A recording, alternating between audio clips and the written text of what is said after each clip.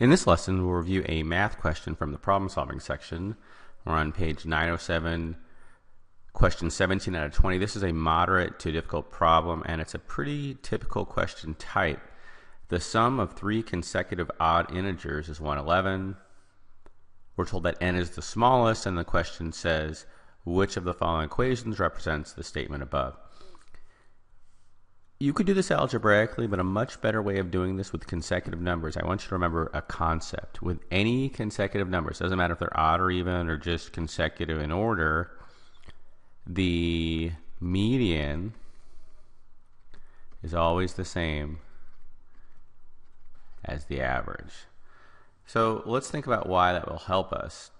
So if we know that the sum of three consecutive odd integers is 111, that's the total, and there are three, we could simply find the average by dividing by 3.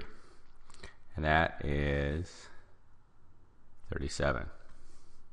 Why does that help us? Let's think about it. 37 is not just the average, but it's also the middle number.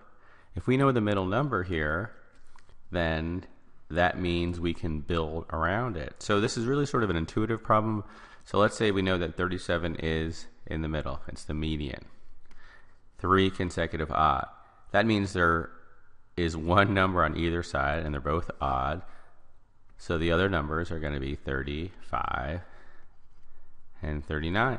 That's all we have to do. Now, even if this were an even number of terms, here we have 3 terms. So let's say it's 4, and then it would still work. The average then would not be one of the two, because remember, if there are 2 in the middle, it's the average of the two, but it's still the median. So just remember that. Always find the average. That will be the median, and then I'll build around it. So we know that n is the smallest, so n is 35, and now we just go through the steps. If you look at the choices here, all of them have 3 times n, so 3 times n is 105. The only one that works would be D, because 105 plus 6 is 111. But we needed, excuse me, to find the smallest term. And the simplest way to do it, remember, find the average.